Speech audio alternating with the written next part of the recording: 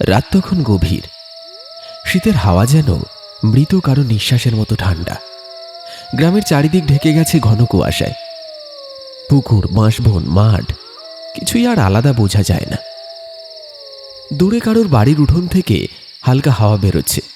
কেরোসিনের প্রদীপের হলদে শিখা কাঁপছে বাতাসে। ঝিঁঝি পোকার একটানা আওয়াজের ফাঁকে মাঝে মাঝে ভেসে আসে শাঁখ বাজানোর শব্দ। কিন্তু সেই শাঁখটা কার ঘর থেকে বাজে কেউ জানে না। ধনেশ্বরপুর গ্রামের লোকেরা আজও সন্ধ্যা নামলেই দরজা বন্ধ করে দেয়। কারণ একটাই, ওই গ্রামের মাঝখানে যে পরিত্যক্ত বৈঠকখানা আছে, সেখানে এক কালী পুজোর রাতে পুরোহিত হঠাৎ গায়েব হয়ে গিয়েছিল। তারপর থেকে কেউ ওই ঘরের দিকে যায় না। শোনা যায় সেই রাতে পুজোর শেষে ধূপটা কেউ নেভায়নি, আর সে ধূপের ধোঁয়ার সঙ্গেই নাকি কিছু একটা থেকে গেছে। কিছু একটা যা মানুষ নয়, তবু ঠিক মানুষের রূপে ফেরে। বয়স্ক লোকেরা বলে, ওই ধূপের গন্ধ একবার যে নেয়, সে আর ফিরে আসে না। রাতের বেলায় মাঝে মাঝে দেখা যায় ঘরের ফাঁক দিয়ে ধোঁয়া বেরোচ্ছে, যেন কেউ ভেতরে বসে পুজো দিচ্ছে। কিন্তু কেউ সাহস করে দেখতে যায় না, কারণ একটা ভয়ানক কাহিনী আজও ঘুরে বেড়ায় হাওয়ায়। এক বুড়ো গৃহস্থ একদিন বলেছিলেন, ধূপের গন্ধ মানে মঙ্গল না, অমঙ্গলও না। ও গন্ধ মানে কিছু হয়তো অশুভ কিছুর ইঙ্গিত দিচ্ছে। লোকেরা হেসেছিল, কিন্তু সেই রাতে নাকি বুড়োর বাড়ি থেকে ধোঁয়া উঠেছিল। পরদিন সকালে দেখা যায় দরজা খোলা আর মাটিতে আধ পোড়া ধূপকাঠি পড়ে আছে। তারপর থেকে ধনেশ্বরপুরের শীতের রাত মানেই ভয়ের বাতাস। বাচ্চারা জানালার দিকে তাকায় না, নারীরা উঠোনে প্রদীপ নিভিয়ে ফেলে, আর পুরুষেরা দৌড়ের ফাঁকে কাঁধ ঠেকিয়ে শোয়।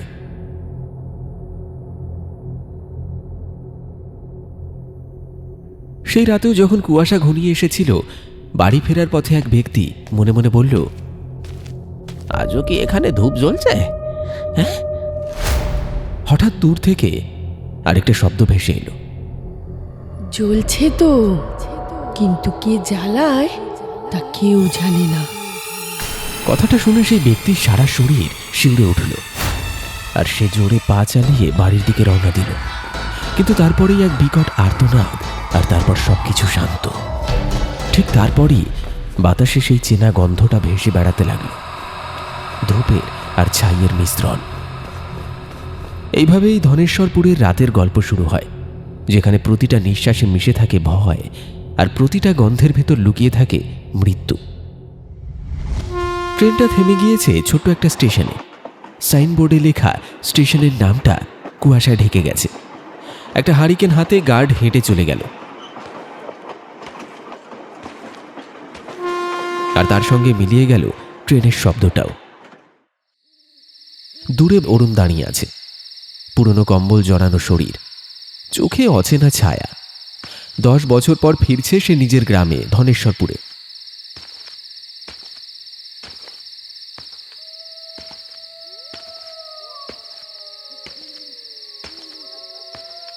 একটা সময় এখানে তার বাড়ি, তার মা, তার শৈশব সব কিছু কেটেছে। বাড়ির কাছে এসে অরুণ থমকে দাঁড়ায় আর দেখে বাড়ির দাওয়ায় শ্যাওলা জমেছে, দরজায় মরচে পড়েছে, আর বাতাসে মিশে আছে সেই পুরনো ধূপের গন্ধ। অরুণ একটা গভীর নিঃশ্বাস নেয়। গন্ধটা তার খুব চেনা চেনা লাগছে, ঠিক যেমন ছোটবেলায় মা সন্ধ্যায় পুজো দিতেন। কিন্তু এখন তো মা নেই, অনেক বছর হয়ে গেছে। অরুণ মৃদু স্বরে বলে, এ তো সেই গন্ধ, মায়ের সেই সন্ধে দেওয়া এই গন্ধটা এখনো রয়ে গেছে। কিন্তু এটা কি করে সম্ভব?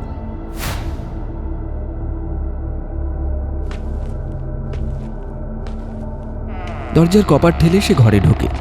ভেতরটা নিঃশব্দ, শুধু ছাদের কোণ থেকে চুন খসা আওয়াজ। একটা পুরনো আলমারি আধ খোলা, আর জানালার পাশে ভাঙা প্রদীপ, আর মাটিতে এক চিলতে ছাইয়ের দাগ, যেন কেউ একটু আগেই ধূপ জ্বালিয়েছে। হ্যাঁ, কে এসেছিল এই ঘরে? কোনো উত্তর নেই। বাইরে থেকে একটা ঠান্ডা বাতাস ঢুকে আসে আর ছাইটা যেন নড়ে ওঠে, আর তার নাকে লেগে থাকে সেই ধোঁয়াটে গন্ধ, ধূপ, ছাই আর পচা কাঠের মিশ্রণ। শহরে থাকাকালীন অরুণ কিছু কানাঘুষো কথা শুনেছিল। এই বাড়ি থেকে নাকি ধূপের গন্ধ আসে। কেউ কেউ ভয় পেয়ে বলে ওর মায়ের আত্মা ফিরেছে বোধ হয়। তবে অরুণ এসব গল্প শুনে হেসেছিল। কিন্তু এখন এই নিঃশব্দ ঘরের মধ্যে দাঁড়িয়ে তার গলার স্বর আটকে যায়। হঠাৎ দরজার ফাঁক দিয়ে কারোর পায়ের শব্দ হয়। কেউ যেন হেঁটে আসছে।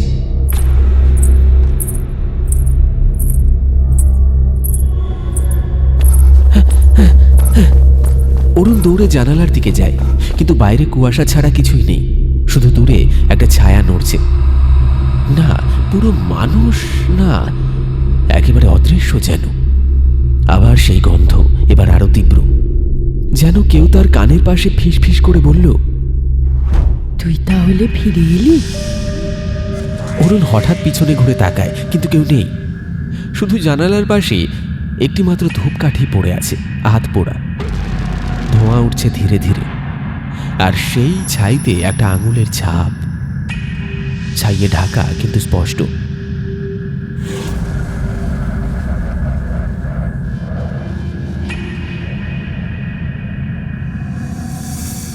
রাতটা যেন কুয়াশার কাঁথায় ঢাকা। আকাশে চাঁদ নেই, কেবল এক ফালি ধোঁয়াটে আলো ছড়িয়ে আছে দিগন্তে। ধনেশ্বরপুরের প্রতিটা গলি নিস্তব্ধ, এবং বাঁশবনের ফাঁক দিয়ে বাতাসের শোঁ শোঁ শব্দ শোনা যায়। আর শোনা যায় অনেক দূর থেকে হালকা শাঁখের আওয়াজ। কার ঘর থেকে কেউ জানে না। আর ঠিক সেই সময় নিজের বাড়ির বারান্দায় বসে থাকা অরুণের চোখে একটা অদ্ভুত আলো পড়ে। ওটা আসছে বৈঠকখানার দিক থেকে, যেখানে একসময় কালী পুজো হতো। সেই ঘরের জানালার ফাঁক দিয়ে যেন এক ফোঁটা নরম আলো ঝলক দিয়ে নিভে গেল। অরুণের বুকের ভেতরটা কেমন একটা কৌতূহল জেগে উঠল। বুকটা যেন ধড়াস করে উঠল। শুনেছি বৈঠকখানাতে কেউ যায় না, কিন্তু কিন্তু ওই আলোটা, না না, আজ আমি দেখব এখানে কি আছে।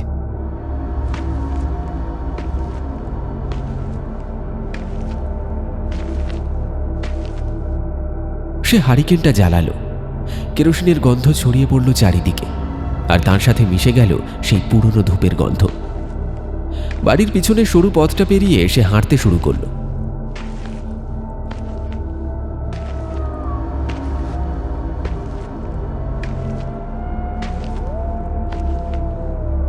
চারিদিক এত নীরব যে নিজের পায়ের আওয়াজেও অরুণ চমকে উঠছে বারবার।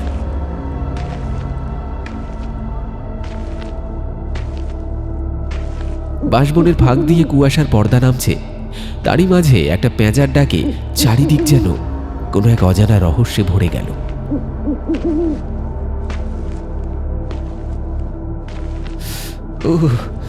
শীতটা যেন আরে কামড় ধরছে। ওরে বাবারে! মাটির নিচে নরম শব্দ যেন কারোর পায়ের ছাপ মিশে যাচ্ছে নিজের সঙ্গে। সে থেমে দাঁড়ায়, চারিদিকে তাকায়। বাতাসের মধ্যে কারোর নিঃশ্বাসের মতো কিছুর একটা উপস্থিতি টের পায়। দূরে পুরনো বৈঠকখানায় ছায়া দেখা যাচ্ছে। ভাঙা দেয়াল, ঝুলে থাকা দরজা, আর দরজার ফাঁক দিয়ে যেন ধোঁয়া বেরোচ্ছে, ধীরে ধীরে সাদা পাতলা রেখার মতো। অরুণ ভয়ে ভয়ে একটা ঢোক গেলে। হাতের হারিকেনটা কাঁপছে, শিখাটা একবার নেভে আবার জ্বলে ওঠে। হঠাৎ সে অনুভব করে কেউ যেন তার কানের কাছে ফিস ফিস করছে, ধূপ নিভে গেছে, ধূপ নিভে গেছে। সে কানে হাত দেয়। কে কে বলল কথাটা? কে আছো এখানে? কিন্তু কোনো উত্তর নেই। শুধু বাতাসে ধোঁয়া ঘুরে এসে তার মুখ ছুঁয়ে গেল। একটা ঠান্ডা গন্ধ, পোড়া কিছু একটা।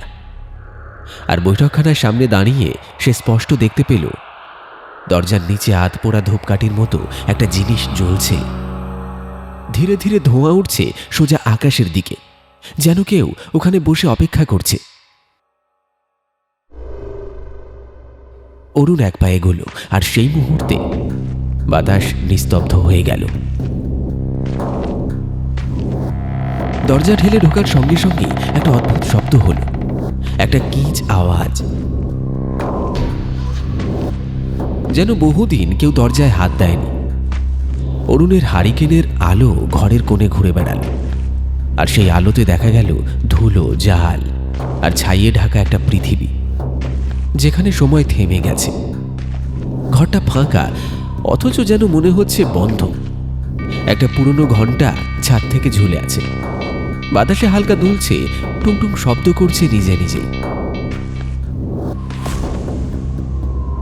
দেয়ালের একপাশে কালী মূর্তির পুরনো ফ্রেম, কালো রং মুছে গেছে, চোখ দুটি যেন তাকিয়ে আছে সোজা অরুণের দিকে। অরুণের কপালে ঘাম। হারিকেনের শিখা একবার নেভে আবার জ্বলে ওঠে। বাতাসের সঙ্গে কুয়াশা ঢুকে পড়েছে ভিতরে, আর তার সঙ্গে একটা মিশ্র গন্ধ, ধূপের ছাইয়ের আর পচা ফুলের। সে ধীরে ধীরে হাঁটে ঘরের মধ্যে।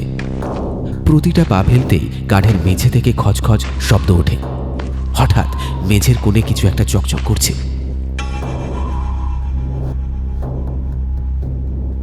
অরুণ হাঁটু গেড়ে তাকিয়ে দেখে একটা হাত পোড়া ধূপকাঠি, যেন খুব অল্পক্ষণ আগেই কেউ জ্বালিয়েছে। এটা এটা কিভাবে সম্ভব? কে জ্বালালো এটা? তার হাত কাঁপছে। সে ধূপকাঠিটা তুলতেই অনুভব করলো সেটা এখনো গরম। আঙুলের ডগায় হালকা পোড়ার দাগ পড়ল। এখনো গরম, মানে কেউ তো এসেছিল। বাতাসে যেন কেউ নিঃশ্বাস ফেলল। একটা ঠান্ডা হাওয়া এসে হারিকেনের আলো নিভিয়ে দিল এক মুহূর্তের জন্য। অরুণ তাড়াতাড়ি আবার আলো জ্বালল, কিন্তু ঘরটা এখন আগের মতো নিস্তব্ধ নেই।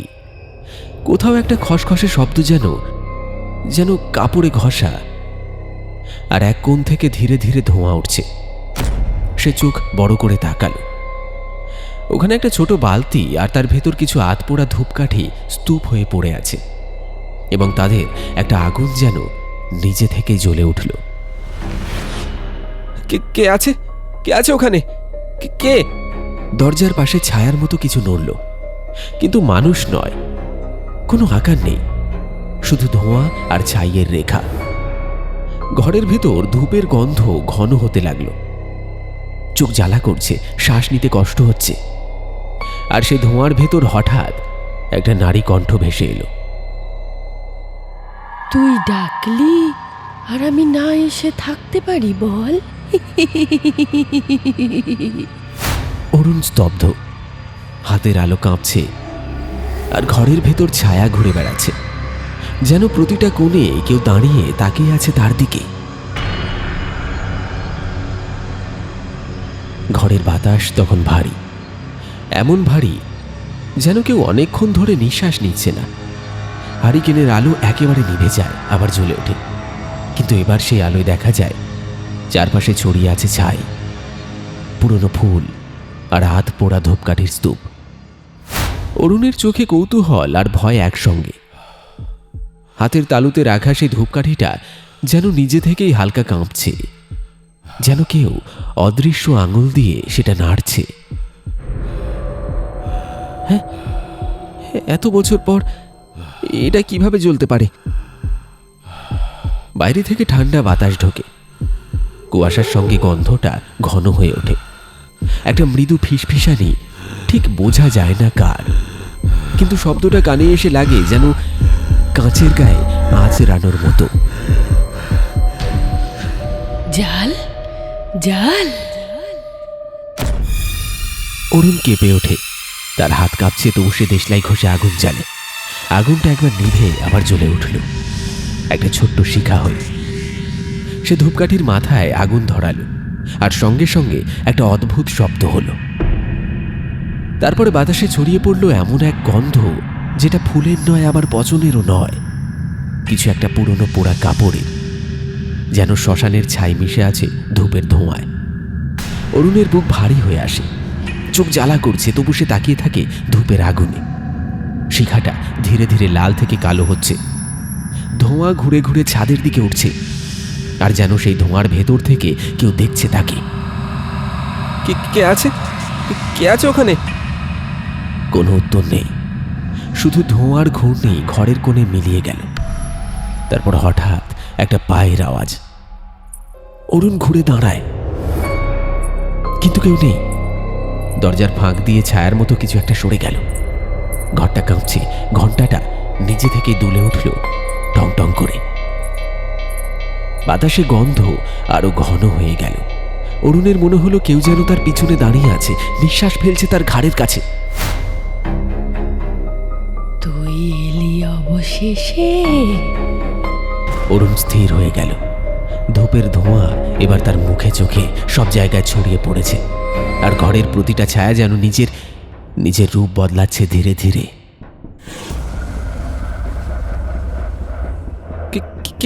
কে তুমি? সামনে এসো। তুই চিনিস না আমায়? অরুণের বুকটা কেঁপে ওঠে। সে চোখ মেলে তাকায়। ধোঁয়ার ভেতর আস্তে আস্তে একটা মুখ ফুটে উঠছে। চোখ দুটো শূন্য, ঠোঁটের কোণে হালকা হাসি, চুল এলোমেলো, মুখে ছাইয়ের দাগ। মা, মা, তুমি তুমি মা? আমি কি তোর মা? না রে, আমি তোর মা কি করে হব, যে সন্তান সম্পত্তির লোভে নিজের মাকে একা ছেড়ে সমস্ত সম্পত্তি নিয়ে শহরে চলে যায়? আমি তার মা কি করে হব? মা, আমি বাধ্য হয়েছিলাম তোমাকে ছেড়ে যেতে। তখন যদি আমি টাকা পয়সা জোগাড় করতে না পারতাম, তাহলে হয়তো আমাকে এখানে আর দেখতে পেতে না। মা, শহরে আমার ছোট্ট ছেলেকে, মানে তোমার নাতিকে কিডন্যাপ করেছিল, আর তাদের দাবি ছিল 5 লাখ টাকা না দিলে তারা আমাদের ছেলেকে শেষ করে দিত। তাই তোমাকে কিছু না জানিয়ে যা টাকা পয়সা আর সোনা দানা যা ছিল তা নিয়ে চলে গিয়েছিলাম। মা, কিন্তু তার ফলও আমাকে ভোগ করতে হয়েছে। ওরা আমার ছেলেকে ছেড়ে দেয়নি ঠিকই, কিন্তু তাদের ভয় ছিল যদি আমি পুলিশকে সব জানিয়ে দিই, তাই তারা আমাকে নজরবন্দি করে রেখেছিল।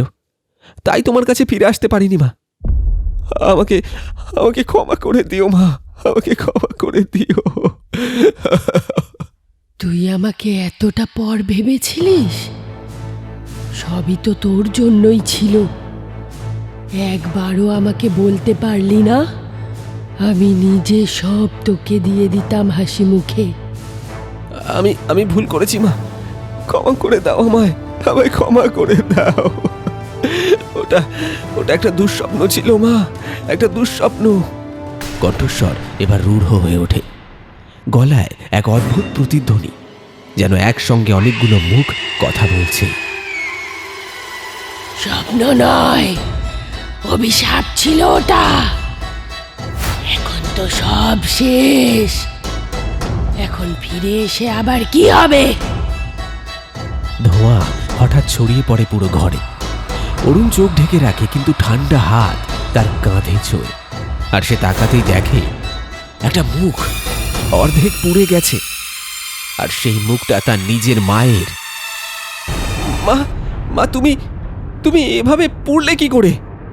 তুই কি ভেবেছিলিস চোরের মতো সব সম্পত্তি নিয়ে আমাকে একা ফেলে চলে যাওয়াটা আমার কাছে খুব আনন্দের ছিল? লজ্জায় ঘৃণায় আমার বেঁচে থাকার স্বপ্নটাই তুই নষ্ট করে দিয়েছিস। কি করতাম বেঁচে থেকে? তাই ওই ধূপের আগুনেই আমি নিজেকে একটু একটু করে শেষ করে দিয়েছি, আর প্রদীপের আলো আমাকে গ্রাস করে নিয়েছে। আমি একটুও বাধা দিইনি, একটুও না। না, এটা হতে পারে না। ঘন্টাটা এবার একসঙ্গে বেজে ওঠে। দরজা বন্ধ হয়ে যায় নিজে থেকে। ধূপের শিখাটা নিভে যায়, আর ঘরের অন্ধকারে শুধু শোনা যায় সেই কণ্ঠস্বরের প্রতিধ্বনি। এবার শুরু হলো আসল অন্ধকার। ঘরে এখন শুধু একটাই আলো, কেরোসিনের প্রদীপ। শিখাটা একবার জ্বলে আবার নিভে যায়। ধোঁয়ার গন্ধের সঙ্গে মিশে আছে পুরনো কাঠ আর স্যাঁতস্যাঁতে মাটির গন্ধ। দেয়ালে সারি সারি পুরনো ছবি ঝুলছে। কালো কাঠের ফ্রেমে দাদু ঠাকুমার আর কিছু অচেনা মুখ। সব ছবির চোখ একরকম নিস্তেজ, কিন্তু আজ যেন আলাদা। আজ তাদের চোখে কিছু একটা আছে, একটা হালকা জ্যোতি, একটা অদ্ভুত নজর। অরুণ কাছে গিয়ে দেখে ফ্রেমগুলোতে ধুলো জমে আছে, কিন্তু মাঝের একটা ছবিতে ধুলো নেই, যেন কেউ সম্প্রতি সেটা মুছে দিয়েছে। ছবিটা তার মায়ের, সাদা শাড়ি, কপালে লাল টিপ, চোখ দুটো সরাসরি তাকিয়ে আছে অরুণের দিকে। কে মুছে দিল ছবিটা? কে? না না না না, এ আমার কল্পনা, এ আমার কল্পনা। সে চোখ মেলে তাকায় আবার। ছবির মধ্যে তার মায়ের ঠোঁটের কোণে একটা সামান্য নড়াচড়া, হয়তো বা আলোর খেলা, নাকি অন্য কিছু। তারপর মায়ের ছবির চোখ দুটো আস্তে আস্তে এদিকে ঘুরে যায়, সরাসরি অরুণের দিকে। অরুণের বুকের ভিতর ঠকঠক করে ওঠে। সে পিছিয়ে যায় এক পা, কিন্তু অন্য ছবিগুলোর চোখও যেন এখন তাকে অনুসরণ করছে। দাদুর চোখ, ঠাকুমার চোখ, এমনকি অচেনা মুখগুলোর চোখ, সব একসঙ্গে তাকিয়ে আছে তার দিকে। ঘরের ভেতর থেকে শোনা যায় ফিসফিস একটা শব্দ, একটা কণ্ঠ, তারপর আরো একটা, তারপর বহু কণ্ঠ একসঙ্গে। তুই ধূপ জ্বেলেছিস, তাই সবাই জেগে উঠেছে। না না না না! অরুণ চিৎকার করে উঠে দরজার দিকে দৌড়ায়, কিন্তু দরজাটা নড়ছে না। দেয়ালের ছবিগুলো কাঁপছে, ফ্রেমের কাঁচ ফেটে যাচ্ছে একটার পর একটা। শেষে একটা ফ্রেম ভেঙে মাটিতে পড়ে যায়। ছবির পেছনে লেখা, ফিরে যা। অরুণ ঘুরে তাকায় আর দেখে মায়ের ছবিটা নেই, ফ্রেমটা খালি, কিন্তু মেঝেতে ধূপের ছাইয়ের দাগ, আর ছাইয়ের মাঝখান দিয়ে কারোর পায়ের ছাপ বেরিয়ে যাচ্ছে দরজার বাইরে। রাত এখন শেষ প্রহরে। কুয়াশায় ঢাকা মাঠের ওপারে অরুণের বাড়ি, আর এখানে পুরনো বৈঠকখানায় কেবল ধূপের গন্ধ। গন্ধটা তীব্র, ঘন, যেন কারো শরীর পুড়ছে ধীরে ধীরে। ঘরের ভেতর এখন এক অদ্ভুত নীরবতা। দেয়ালের ছবিগুলো ফাঁকা, কাঁচের টুকরোগুলো মাটিতে ছড়িয়ে আছে, আর মাঝখানে দাঁড়িয়ে আছে অরুণ, নিঃশব্দে, চোখে শূন্যতা। তার সামনে ধূপের পাত্র, ভেতরের শেষ একটা ধূপকাঠি হাত পোড়া, কিন্তু এখনো জ্বলছে। ধোঁয়া উঠে গিয়ে ছাদের কাঠে লেগে সোজা একটা রেখা তৈরি করেছে, যেন উপরে কেউ সেই ধোঁয়াকে টানছে নিজের দিকে। অরুণ মৃদু স্বরে বলে, মা, মা, আমি ভুল করেছি, আমাকে আমাকে ক্ষমা করে দাও। কিন্তু তার কণ্ঠস্বর যেন কোথাও গিলে নেয় অন্ধকার। হঠাৎ ধোঁয়ার মধ্যে এক জ্যোৎস্নার মতন আলোর রেখা দেখা যায়। সেই আলোর মাঝে এক নারী মূর্তি গড়ে উঠছে, চেনা, কিন্তু আজ ভিন্ন। চোখে আগুনের রং, আর ঠোঁটে এক অদ্ভুত হাসি। ক্ষমা করব বলেই তো তোকে আমার কাছে আসতে হবে বাবা। অরুণ হাঁটু গেড়ে বসে পড়ে। তার চারপাশে ধোঁয়া ঘুরছে ঘূর্ণিঝড়ের মতো, ছাই উড়ে তার গায়ে লেগে যাচ্ছে।